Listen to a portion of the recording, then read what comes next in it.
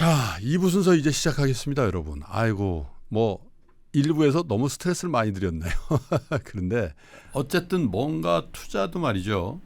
야, 내가 뭔가 잘못돼 가고 있는데 그럴 때 과감하게 손절을 치고 좋은 방향으로 탁 정비를 하는 분들은 그 악순환의 고리에서 벗어나올 수가 있는데, 아유, 내가 하는 게 그렇지 뭐.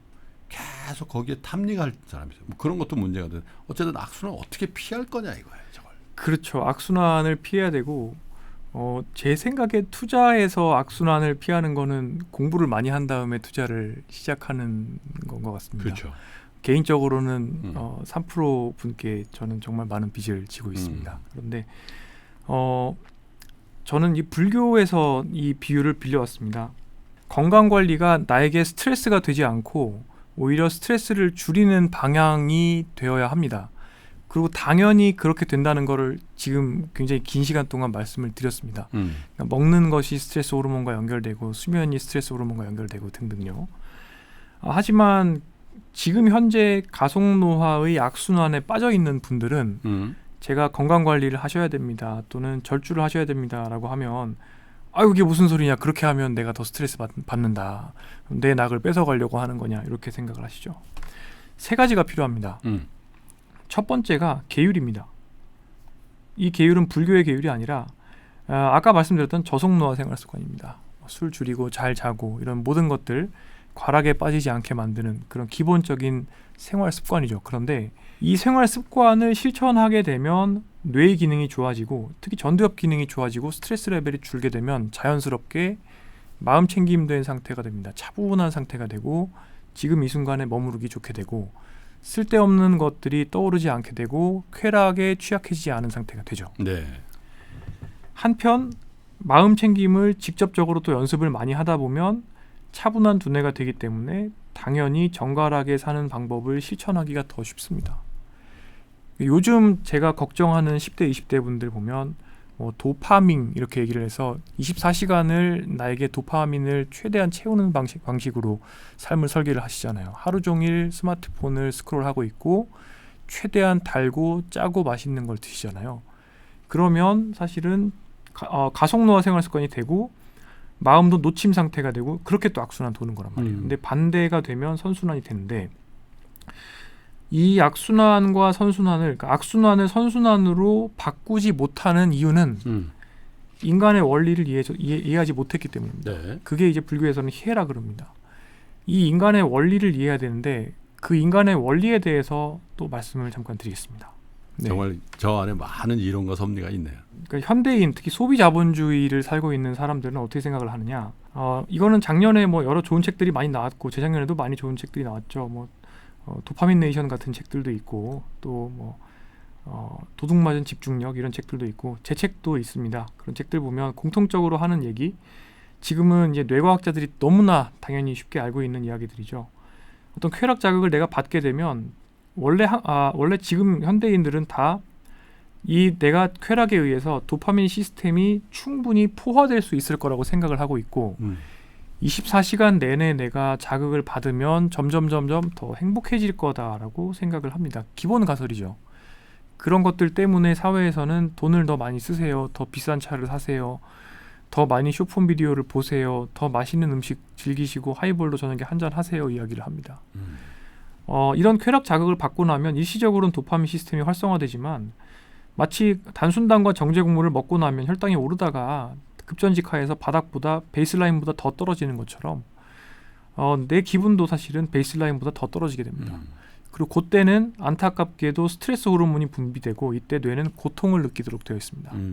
그런데 이런 것들이 반복이 되면, 똑같은 자극이 반복이 되면 반복이 될수록 상쇄파형이 생겨난다라고 생각을 하시면 됩니다. 네. 그래서 점점 쾌락 자극에 의해서 내가 느끼는 도파민의 정도는 줄어들게 되는데, 이 그림 살짝 잘못 그렸습니다. 조금 더 이거는 깊게 그렸어야 되는데, 이 불쾌와 스트레스 호르몬 분비는 점점 더 많아진다고 생각을 하시면 됩니다. 좀 편의상 설명을 드리기 위해서 제가 사회과학 연구들을 많이 인용을 하는데요. 네. SNS 중독에 빠지면, 원래 SNS 중독은 그 SNS가 도파민을 주기 때문에 빠지는 거고요. 남들이 라이크를 눌러주거나 또는 내가 스크롤할 때 재밌는 게 나오거나 하면 빠지는 거거든요. 그런 SNS 중독에 빠진 사람들에게서 관찰되는 세 가지 문제가 있습니다. 첫 번째는 수면 장애고요. 두 번째는 불안이고 세 번째는 우울입니다. SNS 중독에 빠지게 되면 즐거워서 뭐 환희에 빠져 있어야 하지 않습니까? 당연히. 그런데 반대로 화병, 그러니까 만성 스트레스를 경험하는 사람들의 뇌에서 관찰되는 현상들이 이분들을 조사를 해보면 관찰이 된다는 겁니다. 그렇군요. 네. 그렇기 때문에 이 인간의 원리를 정확히 이해하셔야 됩니다. 현대 사회에서 우리가 가속노화 사이클에 빠지게 되는 건 사실은 나의 행복을 달성하는 것을 나의 어떤 도파민 시스템의 욕심을 채우는 걸로 오해를 하고 있고 이것이 포화에 이를 수 있다라고 착각을 하고 있는 거죠. 그러니까 24시간 내내 자극을 가득 채워 넣으면 나는 행복할 것이다. 결국에는 이런 어리석음 때문에 탐욕이 생겨서 사실 도파민 시스템은 밑빠진 독인데 이 밑빠진 독에 모든 것들을 쏟아넣는 겁니다. 그게 탕후루일 수도 있고 마라탕일 수도 있고 물론 요새는 다시 유행이 또 끝났다고 하지만요. 그리고 이게 뭐 틱톡이 될 수도 있고 숏폼이 될 수도 있고요. 그렇습니다. 그런데 안타깝게도 그 결과는 분노입니다. 말씀드린 것처럼 일시적으로 나오던 도파민이 줄어들게 되면 급전직하하면서 스트레스 호르몬이 나오게 되고 또 궁극적으로는 내가 원하는 것 결과를 다 얻을 수 없기 때문에 스트레스 호르몬이 증가되고 게다가 가속노화 생활 습관을 영위하게 되면 뇌 구조가 변화되게 됩니다. 전두엽 기능이 떨어진다고 말씀드렸죠. 그러면 사람이 점점 더 어리석어집니다. 그리고 이제 아미그달라 그러니까 편도체가 활성화되게 되면 탐욕이 많아집니다. 그러면은 생활 습관은 더 개차반이 되는 거죠. 그래서 악순환이 돌게 되고 당연히 수면, 휴식 모든 것들이 나빠지는 겁니다. 이 악순환으로 빠지는 이것을 불교에서는 삼독이라고 이야기하는데 그러니까 결국에 인간의 원리를 이해를 못하면 이 삼독에서 헤어나오기가 굉장히 어렵게 되고 그 결과로 사실 한국 사람들을 포함해서 현대인들이 굉장히 화병에 걸려 있는 상황이라고 볼 수가 있겠고 화병에 걸리면 당연히 수면장애, 우울, 불안이 생기고 그뿐만이 아니라 신체적으로는 제가 아까 전에 계속 스트레스 호르몬, 콜티솔 말씀드렸는데 대사적으로 가속노화를 만들어서 ET 체형을 만들고 배는 볼록해지고 팔다리 가늘어지는 것뿐만 아니라 뼈도 녹습니다. 그리고 세포 노화도 진행이 되고요. 암이 걸릴 가능성도 올라갑니다. 왜냐하면 이 스트레스 호르몬을 의사들이 어떻게 쓰냐면 콜티솔 또는 이와 비슷한 친구들이 있는데 면역을 억제하기 위해서 사용을 합니다. 그런데 사람의 몸에는 실시간으로 암세포들이 생겨났다가 없어졌다가를 반복해요. DNA가 복사가 될 때, 그때 에러가 생길 때마다 중대한 온코진이라고 하는 암을 만드는 유전자 에러가 생기면 이 친구가 암이 될 수도 있거든요. 그 암세포는 평시에는 이제 NK세포나 T세포들이 빨리빨리 제거를 해줘야 되는데 내가 계속 스트레스를 받고 있으면 이 암세포가 제거가 되지 않습니다. 그러다 보면 이게 더 자랄 수가 있는 거죠.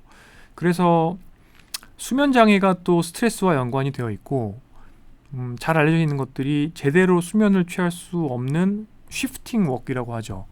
밤새는 일들, 이런 밤새는 일이 또 IARC에서 발암물질에 해당한다라고 얘기를 할 정도인데 이런 것들이 결국에는 이제 스트레스 호르몬의 농간이다라고 생각하시면 되겠고 그러니까 우리가 면역력을 높이기 위해서 뭐 영양제 많이 사 먹습니다. 그런 것들보다는 오히려 내 면역력이 많이 떨어져 있는 거는 대개는 내가 만들어낸 스트레스 호르몬 때문이다라고 생각을 하시면 되겠고 그거는 내가 나를 몰아붙여서 그럴 수도 있겠고 한편으로는 그러니까 에고가 있지 않습니까? 에고는 나와 남을 비교하면서 존재하는 어떤 자아인데 이 에고가 나를 더 성장시키기 위해서 또는 내가 원하는 것들을 쟁취하기 위해서 나의 모든 것, 셀프죠. 이 셀프를 몰아세우는데 그런 것들을 거절을 못해서 과로를 하다 보니까 그럴 수도 있고 또는 에고는 굉장히 도파민을 좋아합니다. 이 도파민을 쫓아가다 보니까 결국에 가속노화가 돼서 그럴 수도 있는 것이고요. 그러다 보면은 결국에 결과가 이제 암이 걸릴 수도 있는 거죠. 그리고 또 면역력이 떨어져서 감기도 잘 걸리는 사람이 되는 거고요. 그래서 결국에 이런 악순환에서 빠져나오기 위해서는 제가 말씀드린 이런 인간의 원리를 이해를 해야 한다는 겁니다. 그러니까요. 근데 이거 보시는 그 5, 60대 남성분들은 이게 뭐 전부 다는 아닐 거고 네. 여성분들도 마찬가지고 전부 다는 아닐 테지만 그 증상이나 어떤 그 증후군에 대해서 나도 저런데 이런 생각을 대부분 하실 것 같은데. 네. 그렇죠? 그러면 평균적으로 우리나라 그냥 중년들은 대부분 저런 악순환에 빠져 있다고 볼 수도 있겠네요. 네, 굉장히 좋은 코멘트 주셨습니다. 음. 기본적으로 우리나라 사람들은 저는 압력솥 속에 갇혀 있는 상황이라고 생각을 합니다. 가속노화의 압력솥이죠. 예. 실제로 뭐 모든 것들이 그렇습니다. 객관적인 의료 지표들이나 또는 건강 수명, 기대 수명은 OECD 최고 수준인데 스트레스 레벨, OECD 최고 수준의 우울감, 그 다음에 수면은 OECD 최악의 수면 시간이고요. 삶에 대한 긍정적 인식이나 주관적 건강 상태도 OECD 최악입니다. 그렇기 때문에 객관적으로 봤을 때는 뭐 만성 질환의 정도나 이런 것들 당연히 미국보다는 훨씬 좋습니다. 하지만 어느 정도 이제 정신 건강이나 이런 데까지 들어가 보면 상당 부분 뭐 가속 노화를 경험하고 계시다라고 볼 수 있겠고, 그래도 또 이게 희망이 있습니다. 지금 50대, 60대 분들은 역사적으로 우리나라에서 가장 건강한 세대이기도 합니다. 왜요? 왜냐하면 60년대, 70년대에 한국의 집밥을 드셨습니다. 축하드립니다. 60년대, 70년대에는 우리나라에 설탕이 귀했고요. 그리고 기름이 귀했습니다. 맞아요. 그래서 아까 제가 세 개의 장수마을들 말씀을 드렸는데 이 장수마을에서 하시는 권장하는 과거의 식단이 뭐냐면 잡곡밥, 콩이 많이 들어있는 잡곡밥을 드시고 채소 반찬을 드시고 붉은 고기는 조금만 드시고 술 조금만 드시고 신체 활동 많이 하시는 겁니다.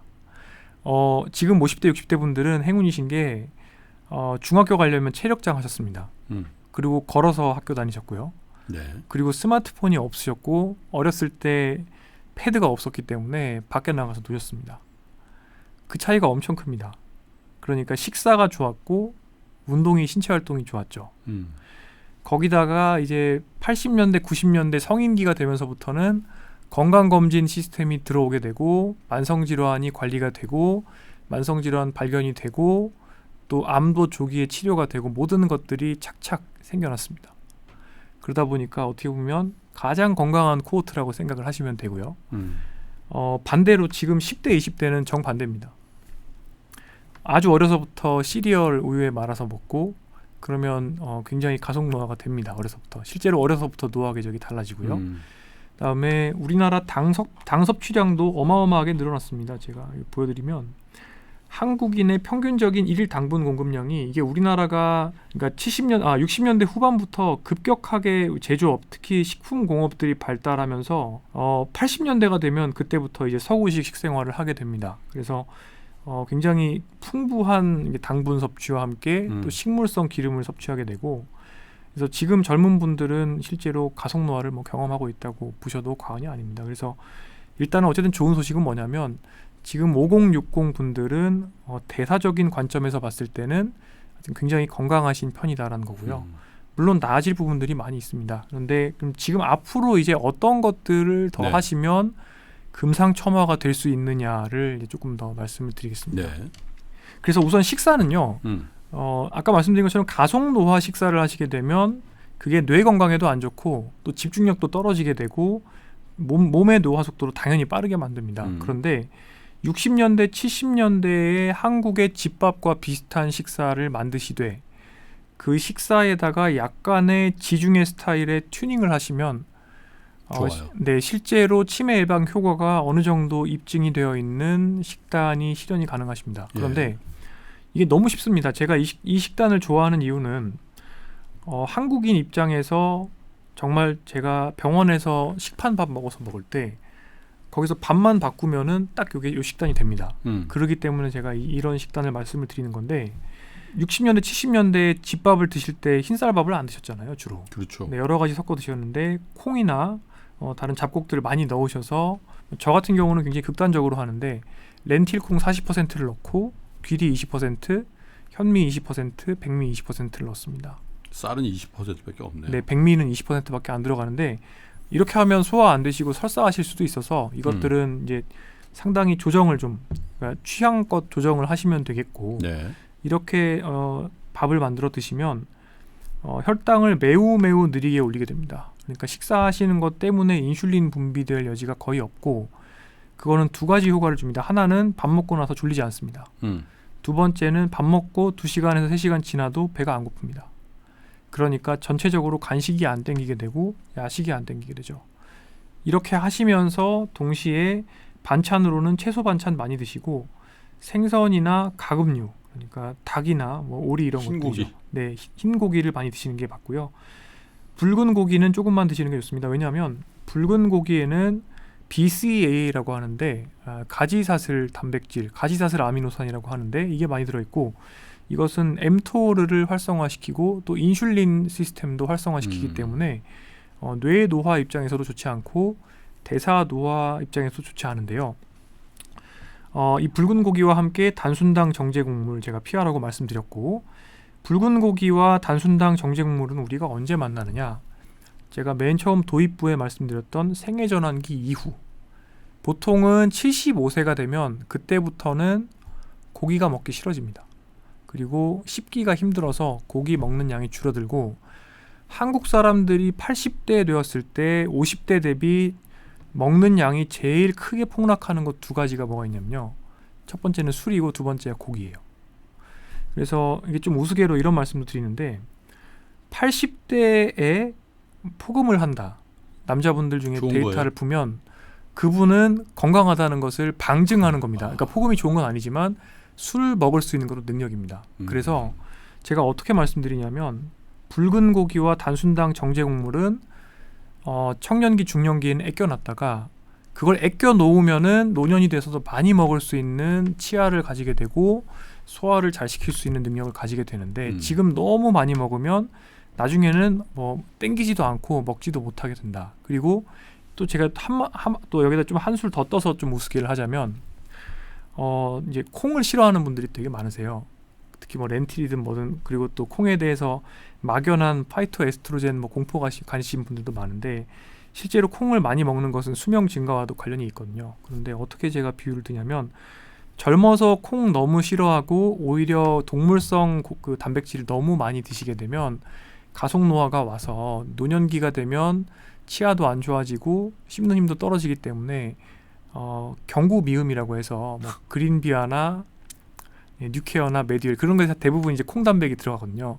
거기에 들어있는 콩을 결국 드셔야 된다. 그래서 업보를 받게 될 수 있기 때문에 젊어서는 콩을 좀 더 좋아하시고 나이가 드셔서는 거꾸로 붉은 이밥에 고기 먹어라. 네, 이밥에 고기 드시는 게 맞다. 이렇게 설명드리고요. 그러니까 사람이 참 불쌍하죠.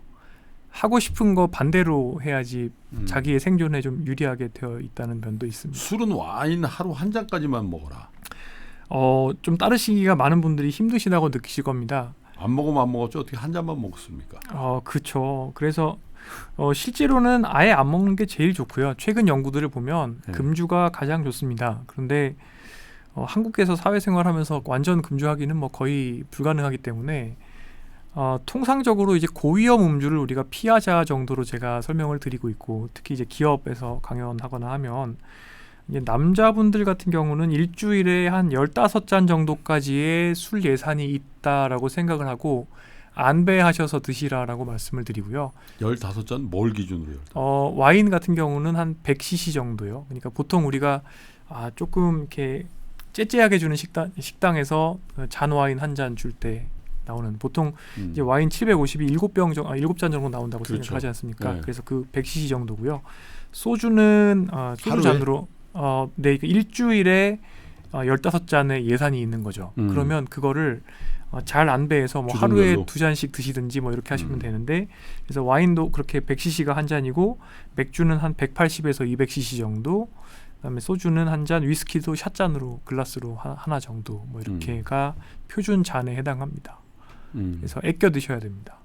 술을 많이 드시게 되면 뇌 노화 속도가 또 빨라지고 특히 이제 시청자분들께서는 대부분 뭐 또 기업을 경영하시거나 투자를 하시기 때문에 이제 고위의 어떤 의사결정을 하셔야 되기 때문에 술 많이 드시면 또 머리 나빠지기 때문에 아끼시는 게 좋습니다.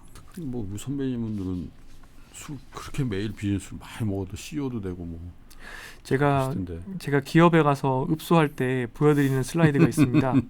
이제 물론 뇌 노화를 정량하는 방법이 여러 가지가 있는데 요즘에는 이제 뇌 영상을 이제 자동 분석을 시켜서 정량을 많이 합니다. 왼쪽 연구는 이제 알코올 의존하시는 분들, 이 의존의 기준은 이것도 굉장히 좀 각박합니다. 하루에 3잔 이상 꾸준히 드시면 의존입니다. 의존이 있어요? 네. 중독이란 얘기죠. 그렇죠. 60대까지 하루 3잔 이상의 무언가 술을 매일 드시면 동년배의 술 안 드시는 분보다 한 12년 정도 뇌가 더 나이 들어 있다라고 생각을 할 수가 있고요. 지난 100일 동안 먹은 술의 총량이 이렇게 쭉쭉 늘어날수록, 그러니까 지난 100일 동안 하루에 소주 4잔씩 꾸준히 먹었다고 하면 그렇지 않은 사람에 비해서 한 6년 정도 뇌 노화가 심한 거죠. 그러니까 이게 나이 들면 들수록 더 심해지고, 그래서 물론 또 체질에 따라 다르겠지만 가능한 한 너무 많은 양의 술을 드시는 않는 게 좋습니다. 그렇죠. 네. 어떤 목사님이 자랑삼아 말씀하시는데 현역 그 목사님 늦게 되신 분이에요. 네. 기자를 하시다가 이렇게 되면 너무 알려지나? 국제교육 수영장만큼 먹었다고. 국제교육 수영장. 근데 이제 굉장히 말씀 잘하세요. 그러시군요. 근데 이제 많은 연구자들은 아껴 먹는 게 좋다. 그래서 네. 많이 먹으면 많이 먹을수록 그게 쌓여서 그 쌓인 만큼 뇌가 노화되기 때문에 최대한 아껴 먹는 게 좋다라고 말씀을 많이 하십니다. 개인차는 있으나 네. 이제 정말 여러분들이 정신 건강이든 육체 건강이든 건강하게 노년을 즐기시려면 아무리 많이 드셔도 와인 한두 잔 정도를 넘기지 마시라. 어렵습니다. 그런 정도네, 그죠? 하지만 여의도 분들, 제가 아는 분들 보면 어렵습니다. 어려우신 것 같습니다. 그러니까요. 네. 근데 사실 저 모든 것의 만악의 원인이 네. 스트레스. 그렇습니다. 스트레스죠. 그죠? 결국에는 스트레스 어떻게 컨트롤할 거냐. 이 아까 전에 요 ET 그려진 그림 보시면 네. 스트레스가 가장 키 역할을 합니다. 네. 내 몸에 들어오는 모든 에너지를 어떻게 사용할지를 결정하기도 하고, 대사 건강을 결정하기도 하고, 스트레스가 심하면 잠도 못 자고, 잠을 못 자면 스트레스가 심해지고, 그러니까. 악순환이죠. 그리고 머리도 나빠지고요. 그러니까. 그래서 스트레스 관리를 잘 하셔야죠. 그래서 잘 하시는 게 어떻게 하느냐? 지금 지금 여기 있는 게 결국에는 다 스트레스 관리에 다 들어있는 겁니다. 일단은 제가 인간의 원리를 이해하셔야 된다고 그랬습니다. 결국에 우리가 스트레스를 받게 되는 거는 우리 사회가 가속사회라서 그렇습니다. 그동안 그 가속사회였기 때문에 우리가 여기까지 온 거 아니겠습니까? 어떻게 보면 정말 GDP가 몇백 달러 안 되는 나라에서 유일하게 선진국이 되었지 않습니까? 그리고 또 그런 것들을 또 만들어주신 세대이시고, 자기를 돌보려면, 그리고 스트레스를 컨트롤하려면 요 3가지가 다 맞아줘야 됩니다. 첫 번째는 저는 절대적 가처분 시간이라고 말씀을 드립니다. 일단은 일을 많이 하고 출퇴근 시간이 길면 답이 없습니다. 두 번째는 상대적인 가처분 시간이죠. 그러니까 예를 들어서 그렇지 않아도 바빠 죽겠는데 사당 오락 4시간 자면은 붙고 5시간 자면 떨어진다라는 굉장히 경쟁적인 마인드셋도 있죠.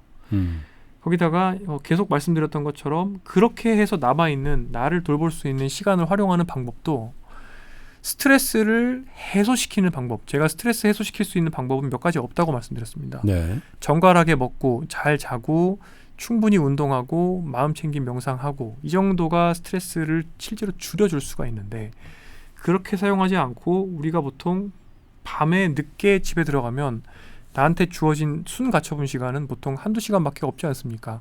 그럼 빨리 맥주 한 잔 원샷하고 아니면 와인 한 잔 하고, 그리고 유튜브보다 빨리 침대와 일체가 되어서 잠자리로 꿈나라로 가야 되는 상황인 거죠. 그리고 유튜브 보다가 잠들죠. 그렇죠. 보통은 네. 소리를 듣다가. 그러니까.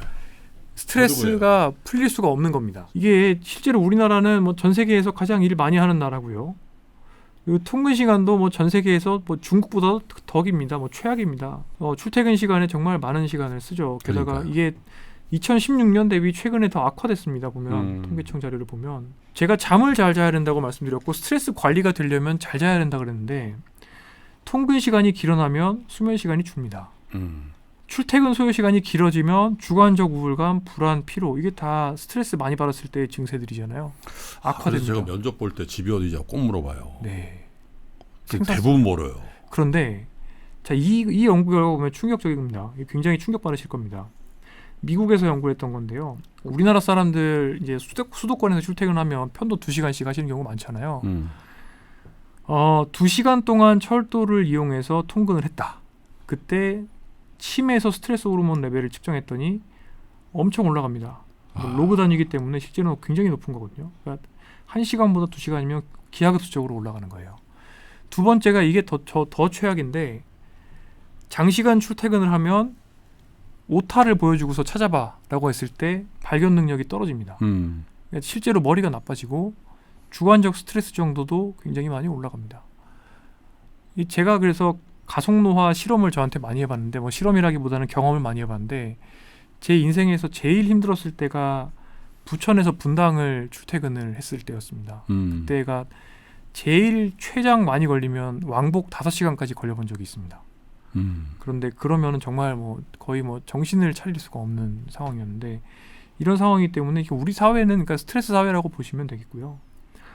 특히 이제 장거리 통근은 뭐 신체 기능도 떨어지고 체력 떨어지고 비만, 고혈압 그러니까 스트레스 호르몬이 이 모든 것들과 연관되어 있다고 제가 말씀드렸습니다. 그러니까 우리 사회 구성원들이 스트레스에 그러니까요. 지금 굉장히 노출이 많이 되어 있는 상황이고요. 뭐 이런 것들이 관리가 지금 다 되어줘야 하는 상황인데 그렇지가 못한 상황이라서 모든 것들이 사실 사회 환경도 개선이 필요하고 또 우리 사회의 저는 이제 업무 어떤 문화 굉장히 농경시대적인 문화에 아직까지 갇혀 있다고 생각을 합니다. 제가 요 얘기를 하면은 제 안위가 좀 걱정이 되지만 제가 최근에 그런 얘기를 들은 적이 있습니다. 저희 병원에서 요새 이제 이 얘기를 막 하는데 제 연배 정도 되는 젊은 교수면 뭐 아침 7시부터 밤 11시 정도까지는 당연히 일을 해야 되는 게 아니냐. 는 이야기를 어떤 분께 이제 전언을 들었는데 이게 지금 우리 사회의 이제 대부분의 기업들의 어떤 업무 마인드셋이죠. 그러다 보니까 이제 제가 뭐 이런 건강 강좌를 또 뭐 한다 해도 사실 기본적으로 뭐 잘 운동을 하고 또 정갈하게 먹고 이게 쉽지가 않고요. 또 하나가 제가 요새 이제 주 100시간씩 이제 전공의 전임의 선생님 없다 보니까 일을 하다 보니까 저도 옛날에는 정말 겉들떠 보지도 않던 컵라면 같은 것들을 막 자정에 뜯게 됩니다. 그러다 보니까 뭐 당연히 이제 운동이 잘 되지 않고요. 네. 그리고 또 웃긴 건 당직을 서고 나면 이제 다음 날 수면의 질이 더 떨어집니다. 그렇죠. 그러니까 제가 아까 말씀드렸던 모든 악순환을 음. 저도 지금 몸으로 이제 받고 경험을 하고 있는 상황인데 네. 그러니까 결론적으로 사람들이 더 건강해지려면 우리 사회 시스템도 더 나아질 필요가 있는 거죠. 그렇죠. 네. 진짜 스트레스가 만병의 근원이라는데 어떤 사회는 뭐 이렇게 너무 풍요롭지도 않고 또 막 발전되고 있지 않은데 어쨌든 여유가 있고 좀 네. 스트레스가 좀 덜하고 그래서 사람들이 그냥 온순하게 그냥 잘 사는데 어떤 데는 뭐 막 발전한다고 그러는데 막 또 최고의 뭐 커리어 최고의 뭐 학력 막 이런 걸 자랑하는데 네. 갑자기 사람이 돌변해가지고 뭐 그죠? 네. 그런 것 같아요. 뉴욕에 있는 사람들이 훨씬 부자일 가능성은 있으나 네. 저 뉴멕시코에 있는 사람보다 네. 더 행복한지에 대해서는 여전히 퀘션 마크잖아요. 네. 그게 스트레스 때문에 그런 것 같은데 네. 사실 근데 스트레스가 집중적으로 신체의 변화에 나타나는 그 시기가 갱년기 아니에요? 그렇죠. 중년기 그리고 장년기 뭐 갱년기는 이제 장년기 시작 부분부터 시작이 되죠. 네. 그래서 뭐 50대 뭐 사람에 따라 틀리지만 갱년기를 또 굉장히 크게 앓고 넘어가는 분들이 많더라고요. 네. 특히 여성분들. 그렇습니다. 그런 것들도 좀 이렇게 현명하게 잘 극복하면 좋을 것 같은데 그죠? 네. 일단 갱년기를 잘 대비하려면 네. 30대부터 잘 관리하는 게 물론 중요하고요. 갱년기가 됐을 때 몸이 많이 변합니다. 일단 35세부터 관절이 굳기 시작하고 그리고 근육량도 30대 중반부터 계속 줄어들기 시작합니다. 네. 그래서 30대, 40대, 50대 가면서 운동 포트폴리오를 좀 만들어 놓으셔야 돼요. 그 운동 포트폴리오에는 유산소 운동, 근력 운동, 스트레칭, 그리고 균형 감각이나 협응 감각 이런 운동들이 다 들어가 줘야 됩니다. 그런 것들이 하나가 있어야 이제 갱년기에 특히 여성분들은 관절 문제라든지 근골격계 통증 문제라든지 이런 것들을 덜 경험하실 수가 있고요. 그다음에 정신 건강 상태도 계속 그 전부터 관리가 될 필요가 있죠. 이제 갱년기에 이제 사실은 뭐 우울, 불안 이런 것들이 굉장히 심해지시는 분들이 또 많이 있고요. 그리고 또 병치레 하시는 분들도 굉장히 많이 있는데 이런 것들은 뭐냐면 갱년기라는 게 사실은 하나의 스트레스 테스트라고 보시면 됩니다. 그러니까 원래 계속 잘 나와주던 성호르몬들의 레벨이 급격하게 줄어듭니다. 여성분들은 40대 후반, 50대 초반, 남성분들은 시기가 굉장히 다양한데 특히 이제 근골격계 시스템까지 영향을 줄 정도의 남성 호르몬 감소는 뭐 60대 후반에 나타난다고 하지만 40대부터 남성 호르몬 수치는 사실 줄어들기 때문에 이런 것들을 이제 대비를 하실 필요가 있고 이런 것들이 이제 스트레스 테스트가 되는데 이런 스트레스에 대비하기 위해서는 그 기존의 나의 회복 탄력성이 충분해야 되는 거고요. 그래서 저는 40대 건강이 굉장히 중요하다고 생각을 네. 합니다. 제가 이제 젊은 분들한테 특히 또는 저와 연배가 비슷한 분들한테 항상 말씀을 드리는 게 이 50대가 됐을 때, 그러니까 갱년기 또는 또 다른 의미에서의 생리 전환기죠. 이때 갑자기 무너져 내리지 않으려면 40대에 충분히 건강 자산을 쌓아 놓아야 된다는 거고 저속노화 생활 습관을 만들어 놓아야 된다는 겁니다. 네. 그러려면 역시 제가 말씀드렸던 악순환과 선순환의 요소들을 잘 이해하시고 이런 것들을 철저히 관리하실 필요가 있습니다. 근데 그런 거 좀 회복시켜 보려고 네. 뭐 병원에도 가고 또 자기가 어떻게 딱 유튜브 같은 거 보고 뭐 건강에 관련된 영양제 같은 거 막 네. 한 10알, 20알씩 막 이렇게 네. 드시는 분들 있잖아요. 네. 배부를 정도로 드시는 분도 있더라고요. 네. 너무 잘 말씀 주셨고요. 네. 제 생각에 한국의 열심히 살고 있는 분들한테 필요한 영양제는 딱 3가지 있다고 말씀을 드립니다. 비타민 아닙니다. 뭐예요? 첫 번째는 잠이고요. 참. 예, 두 번째는 운동이고요. 네. 세 번째는 머리 비우기입니다. 그러니까 스트레스 줄이는 거죠. 그러니까 이게 왜 알약은 그러냐면 먹을 필요가 없네. 네. 만약에 드신다고 하시면 대한노인병학회 선생님들께서는 지금 현재 컨센서스가 네. 멀티비타민 하나 정도는 드셔도 됩니다. 네. 근데 제가 사실 KBS 정관용의 시사본부에서 지난 7주 동안 연속으로 이 세상에 있는 모든 종류의 영양제에 대해서 그 디벙크, 효과가 없음에 대해서 자세하게 말씀을 드리는 시리즈를 했었습니다. 그래서 시간을 허용해 주시면 모든 종류의 영양제를 다 이렇게 효과가 없음을 말씀드릴 수 있을 정도입니다. 제가 느리게 나이 드는 생활 습관들과 악순환, 선순환 말씀드렸고 기본적인 40대의 생활 습관에 긍정적인 삶의 자세까지 더하면 노화 속도 30%, 수명 30%까지 영향을 줍니다. 그런데 데이비 싱클레어가 자랑하는 NMN이라는 영양제가 있습니다. 이 영양제를 ITP라고 하는 미국의 NIH에서 펀딩을 하는 굉장히 잘 디자인된 스터디에서 효과를 검증을 했는데 쥐에서 수명을 증가시키는 효과가 없었습니다. 데이비 싱클레어가 책에서 이야기하는 메포민도 마찬가지로 효과가 없었습니다. 제가 말씀드리는 생활 습관들을 조합하신 것은 쥐에서도 결국에 엠토르 시스템과 인슐린 IGF-1 시스템을 억제하기 때문에 예. 이것들을 조합한 것들을 약의 형태로 투여하게 되면 수컷 쥐에서 37%까지 수명 연장이 가능합니다. 그러니까 실제 제가 말씀드린 사람에서의 수명 증가 효과와 비슷하죠. 그러니까 영양제라고 우리가 드시는 것들은 어떻게 보면 너무너무 작은 거예요. 매크로하게 이만큼이 있는데 내가 계산할 수 있는 게 그거를 이만큼 계산할 수 있는지도 모르는 거를 거기에 대해서 서치하고 챙겨 드시고 돈 쓰는 건데 제가 어떤 비유를 드냐면 내가 투자를 장기적으로 했을 때 그 투자 수익의 제일 중요한 게 뭔지 아시나요? 전 자산 배분이라고. 그러니까요. 그 전에 0번은 투자를 하느냐 마느냐, 그러니까 익스포저가 있느냐 마느냐. 그 다음은 그렇죠. 자산 배분이고 이제 그 다음에 들어가면 섹터고, 포트폴리오. 그 다음이 이제 개별이잖아요. 그 다음에 시기의 선택. 예, 그다음 그 정도가 되는데 그러면 이 제가 말씀드리는 이 결국에 저속노화 생활습관은 포트폴리오를 내가 운용을 하느냐 마느냐예요.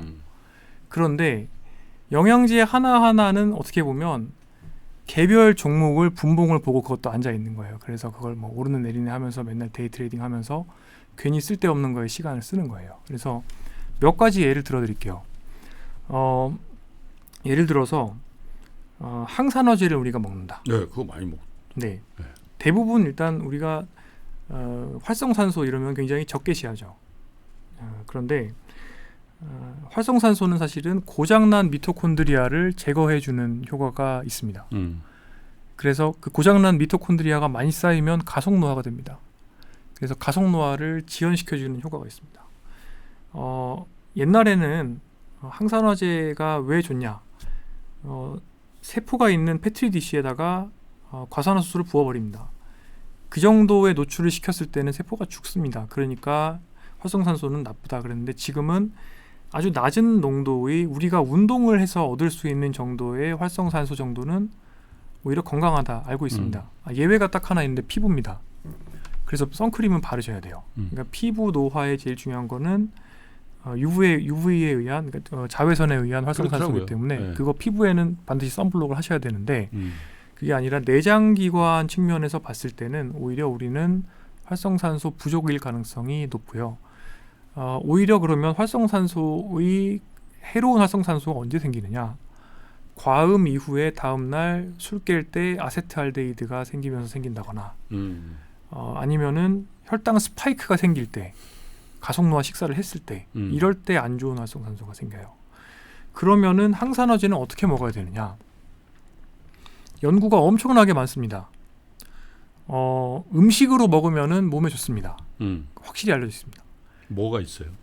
예를 들어서 채소, 모든 종류의 녹색 채소 그리고 뭐 블루베리, 과일 이런 데 활성산소가 풍부하죠. 이런 것들을 째로 드시게 되면 모든 질병과 연관된 예후에 도움이 됩니다. 그런데 이런 것들을 항산화제를 안타깝게도 알약의 형태로 보충을 한다. 도움이 안 되고요. 특히 뭐 비타민 A, D, E, K 중에 A나 E가 항산화 효과가 있습니다. 근데 A나 E는 과량 복용할 경우에는 오히려 발암성이 있습니다. 예, A나 E는 왜냐하면 지용성 비타민이거든요. 그러니까 우리 몸에 축적이 됩니다. 지방 조직에 축적이 되기 때문에 이런 것들이 근데 또 A 같은 경우는 RXR이라고 하는 레티노이드 애시드 리셉터에 작용을 합니다. 뭐 그런 식으로 이런 것들이 세포 내의 어떤 분열 증식에 영향을 주기 때문에 이제 원래 발암성이 있습니다. 네, 그래서 여드름약이 바이타민 A랑 연관된 물질인데 이런 것들이 이제 임신했을 때는 먹으면 안 되는 거거든요. 그러니까 내가 음식을 통해서 섭취할 수 있는 것은 대개는 좋으나 이런 것들을 영양제로 섭취한다. 그럴 때는 한계가 있고 또 너무 과량 섭취하면 위험할 수 있다는 걸 아시는 게 중요하고 몇 가지 더 예를 들어드리겠습니다. 눈 영양제. 네, 눈 건강 관심 많으시죠? 네. 눈 건강에 대해서 제가 공부를 해보니 눈 건강은 몸 건강과 같습니다. 왜 그러냐면 이 망막은 굉장히 가는 이 망막 혈관에서 공급을 받는데 그것을 이제 엔드 아트리라고 하는데 말초 동맥이라고 이야기를 합니다. 이 말초 동맥은 막혀버리면 끝입니다. 그러니까 주변에서 또 이렇게 공급이 안 되기 때문에 그러다 보니까 결국에 망막의 건강은 혈관 건강이고 혈관 건강은 내가 노화 속도를 어떻게 관리하느냐의 게임이거든요. 그래서 눈 영양제와 관련된 굉장히 유명한 미국의 연구가 있습니다. RS2라고 하는 연구가 있는데 여기서 루테인, 티아잔틴, 뭐 징크 등등등을 넣어서 아주 긴 기간 동안 투여를 했더니 일반 사람, 그 다음에 경증의 노인성 황반 변성 환자들에서는 효과가 없었습니다. 효과가 언제 있었냐? 중등도 이상의 황반 변성이 있는 경우에만 망막의 기능 감퇴를 또는 황반 변성의 진행을 한 15%에서 20% 정도 느리게 만드는 효과가 있었는데요. 제가 연구들을 찾아봤을 때 이와 대조적으로 규칙적인 운동을 하고 저속 노화에 부합하는 생활 습관을 유지하는 경우에 망막 건강의 악화를 70% 정도 예방할 수 있습니다. 그러니까 눈 영양제가 일반인들에게는 효과가 없거니와 일반인들의 경우에는 오히려 내 몸과 혈관을 느리게 나이 들게 하는 생활 습관이 훨씬 효과적인 거죠. 그 다음에 뇌 영양제로 넘어가 보겠습니다. 뇌 영양제는 정말 여러 가지가 있습니다. 심지어 전문 의약품으로 처방하시는 뭐 콜린 알포스레이트 성분 이런 것들도 이제 뇌 영양제로 입소문이 나서 처방받으러 오시곤 합니다. 기본적으로 전문 의약품으로 처방할 수 있는 약품조차도 일반인에서 치매를 늦춰주거나 또는 예방해준다라는 증거는 없습니다. 그런데 이 콜린 알포스레이트도 실험을 해보면 뇌에서 아세틸콜린 레벨을 높이고 그것 때문에 아세틸콜린이라는 신경전달 물질이 많아졌을 때의 부작용이 생기긴 해요. 그런데 뇌 영양제로 우리가 일반적으로 살 수 있는 것들은 이것보다 한 뭐 10분의 1 정도로 강도가 약하다고 보시면 돼요. 그러면 전문 치매 약물이라고 해서 진짜 어마무시하게 아세틸콜린을 뇌에서 높일 수 있는 약이 있습니다. 이거 드시면 아세틸콜린이 높아지면 무슨 일이 생기냐면 첫 번째로 심박수가 느려지고요. 두 번째로 조금만 음식을 먹어도 배가 부르다 이렇게 느끼게 되고, 세 번째로 방광의 소변이 조금만 자도 소변이 마렵다 느끼게 됩니다. 그렇기 때문에 보통 이런 치매약을 최대 용량으로 드시면 식욕이 떨어지고 체중이 빠지고 근육이 축나는 경우가 많아서 그것 때문에 용량을 충분히 못 쓰는 경우가 많아요. 그런데 이 약을 썼을 때 30점 만점의 인지기능 평가를 했을 때 한 1점에서 1.5점 정도 올라가는 효과가 있어요.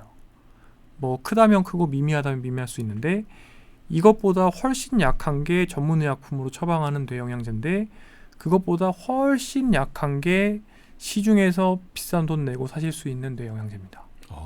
효과 없겠죠. 그리고 이게 왜 그러냐면 식품이지 않습니까? 만약에 진짜 아세틸콜린 폭탄이어서 뇌에 아세틸콜린이 올라간다, 그러면 메스껍고 구토하고 심박수 느려지기 때문에 그거는 식품으로 팔면 안 됩니다. 모든 영양제의 기본 원리는 이겁니다. 그러니까 그런 성분이 도움이 될지 모르나 도움이 된다 하더라도 부작용이 안 될 만큼 굉장히 저용량으로 낮은 농도로 판매가 되어야 하는 것이 건강기능식품이기 때문에 영양제는 우리한테 정말 유의미한 매크로 스케일의 이익을 주지 못한다는 거죠. 그래서 뭐 영양제는 정말 보조적으로 활용을 하시고요. 예를 들어서 골 감소증이 있고, 폐경 후에 완경 후에 골 감소증이 있고 골다공증이 있다. 바이타민 D를 드셔야죠. 그때는 약으로 드시는 겁니다. 영양제로 드시는 게 아니고요. 위 절제를 하시거나 아주 긴 기간 동안 메트포민이라는 당뇨약을 드셨거나 그러면 바이타민 B12를 약으로 드셔야 됩니다. 뭐 이런 것들이 쭉 있고, 그래서 약으로 드셔야 되는 것 정도가 아니고 일반인 수준이라면 그냥 멀티비타민 하나 정도면 충분하다가 지금 현재 의사들의 어떤 컨센서스라고 보시면 됩니다. 교수님도 그 멀티비타민 외에는 안 드세요? 저는 멀티비타민도 먹지 않습니다. 왜냐하면 저는 영양 상태도 충분하고 충분한 양의 채소와 과일을 섭취하고 있기 때문에. 하지만 우리나라 사람들의 실제 채소나 과일 섭취량을 또 분석해 보면 안타깝게도 권장량에 미치지 못하는 경우가 절반 정도 되기 때문에. 우리 김치도 많이 먹고 그러는데. 그렇긴 한데 진짜로 모든 미량 원소를 식품으로만 섭취하려면 꽤 많은 양을, 그러니까 하루 세 끼를 다 거의 뭐 채소를 드셔야 되는 정도이기 때문에 과일을 또 드시고요. 그래서 뭐 멀티비타민 하나 정도는 굉장히 바쁘게 사시면서 끼니 걸으시는 분들이라면 뭐 드셔도 큰 문제는 없겠습니다. 권장을 하지 않고 드셔도 큰 문제는 없답니다. 네. 그리고 저는 그래서 어떻게 말씀까지 드리냐면 바이타민 C가 정말 부족하다. 생명을 위협할 만큼 부족하면 내 몸에 있는 모든 구멍에서 피가 나면서 죽습니다. 괴혈병이죠. 그래서 그런 상황에서 바이타민 C를 보충을 하면 기사회생을 합니다. 하지만 다다익선이 아닙니다. 어떤 분들은 막 비타민 C를 하루에 20g도 드셔야 됩니다 말씀하시지만, 질병관리청에서는 명확하게 얘기를 하고 있습니다. 1g 이상 하루에 바이타민 C를 드시게 되시면 콩팥에 돌이 생길 수 있기 때문에 추천하지 않습니다라고 질병관리청에서 얘기를 하고 있고요. 뭐 이런 것들도 있습니다. 그래서 우리가 정말 생명을 단축시킬 만큼 부족한 게 뭐냐? 제가 곰곰이 생각해봤더니 남는 게 딱 세 개인 거죠. 잠, 운동, 그리고 머리 비우기, 스트레스 관리. 그거네, 그거. 네, 그거예요. 네, 모든 매체에서 저는 이 얘기를 하고 있습니다. 그래서 운동에 돈과 시간을 쓰셔야 합니다. 그 얘기 빼먹었네요. 영양제에 쓰실 돈을 한 달에 30-40만 원을 다양한 운동을 배우는 데 쓰셔야 되고요. 운동 전문가를 여러 명을 만나셔서 70대 초반까지는 완벽한 운동 포트폴리오를 만드셔야 돼요. 그 포트폴리오 안에 유산소 운동과 근력 운동과 스트레칭과 균형 운동이 반드시 들어 있어야 되고, 아침 저녁으로 적어도 하루에 내가 15분 20분 정도 하는 루틴을 만드셔야 되고, 내가 경도인지장애 치매 걸리기 전에 또는 생애전환기 오기 전에 그 루틴을 만드셔야 됩니다. 그리고 그 루틴을 돌아가시는 그 시점까지 계속 하시면 돌아가시기 직전까지 걸어다니고 등산도 하실 수가 있습니다.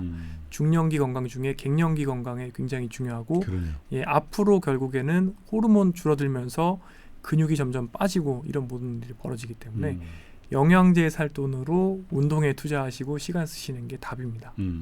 김프로가 자기 걱정돼가지고 그냥 이 바쁘신 정의용 교수님을 모셔다가 상담을 좀 가볍게 하려고 그랬더니 여러분도 저 비슷할 거예요. 그렇죠?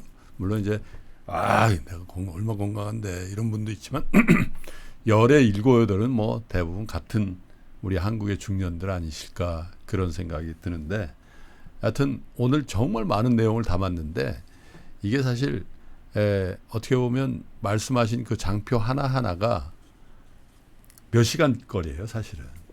조금 더 자세하게 맞습니다. 이렇게 해보고 아까 영양제뿐만 하더라도 지금 뭐 제가 안 봐도 훤하거든요. 야 무슨 지금 내가 얼마나 엄선해서 지금 얼마나 많은 상담을 통해서 내가 지금 5알을 먹고 있는데 그거 그냥 전혀 필요 없다는 얘기를 어떻게 하냐. 그래서 그 영양제 문제라든지 운동이라든지 수면이라든지 식이요법이라든지 그렇잖아요. 그리고 일반적으로 건강검진도 뭐 사실 너무 뭐 필요 없는 것도 많이 한다는 그런 얘기도 있잖아요. 그래서 여러분들이 호응이 좋으시면 제가 굉장히 바쁘시지만 제가 잘 이렇게 설득해서 중년의 건강을 한번 같이 한번 개선해 보죠. 저는 결심했습니다. 사실 루틴으로 하루에 1시간씩 걷곤 있는데 사실 그것만으로는 안 될 것 같다는 생각을 늘 하면서도 그 루틴을 깨기가 굉장히 어렵더라고요. 그래서 내일 아침에 제가 나가는 체력 단련장에 가면 꼭 트레이너하고 제가 상담을 해서 도움을 받아요. 너무 좋습니다. 도움을 받아야 되겠다. 네. 계속 권하는데 웬 고집을 그렇게 부리는지 그냥 저 혼자 해왔거든요. 근데 배우셔야 됩니다. 포트폴리오를 짜라고 하니까 제가 여러분들한테 포트폴리오 하라 그러듯이 저도 받아들여야죠. 생각보다 남으신 시간이 많습니다. 그러니까 100세까지 또는 그 이상까지 대부분 사실 겁니다. 이 비디오를 보시는 분들은. 네.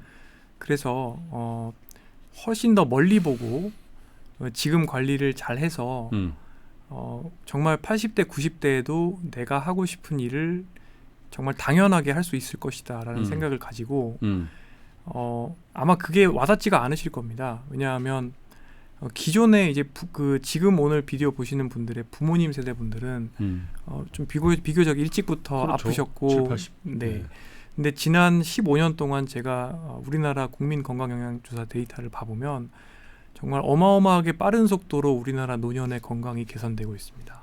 그래서 정말 역대급의 수명을 누리실 거기 때문에 정말 길게 보고 장기 투자를 한다는 생각으로 하나하나 건강을 만들어 가시면 너무 좋을 것 같습니다. 그리고 65라는 숫자를 잊어버리시고 내가 하고 싶은 일을 찾아서 액티브하게 보낼 수 있는 시간이 앞으로 30년이 더 남았다라는 생각을 하시면 아마 좀 많은 것들이 좀 다르게 보이실 겁니다.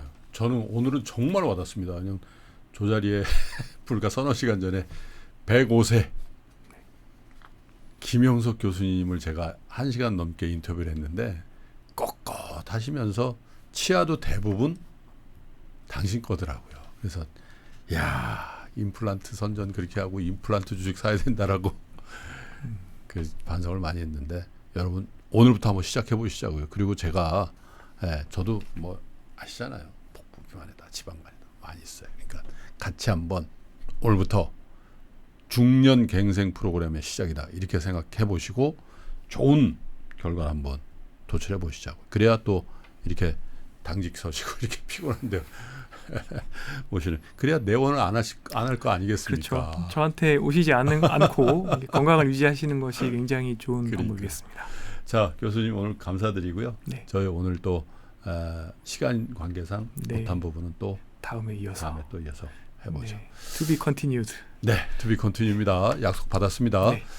자, 시청자 여러분 감사드리고요. 정말 건강이 최고라고 하니까 같이 한번 해보실 것을 서로 하시면서 저는 다음번 정의원 교수님과의 시간에 다시 인사드리고 끝까지 시청해 주신 여러분께 감사드리면서 인사드리죠. 고맙습니다. 네, 감사합니다.